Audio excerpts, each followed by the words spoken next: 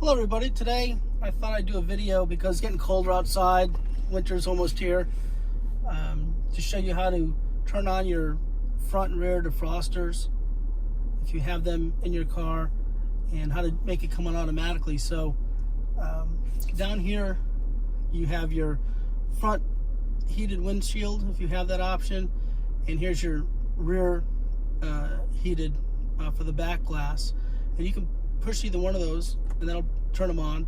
Or if you want to have it come on automatically, you can go into your settings. So push your hard button down here, however you want to get to that, go into your settings. I'm gonna zoom in here in a little bit and go climate settings. You'll notice here auto front, auto rear, and you can just turn these both to on. And now if it gets below 40 degrees, they'll automatically come on when you start the car. You don't have to do anything. A little snowflake will show up on your dash. So you just kind of get out of there. And now, if it gets cold, it'll de-ice your front windshield as well as your rear windshield. Or as always, if you want to do it manually, you can just turn around and just push this button here. The light will come on, let you know it's on.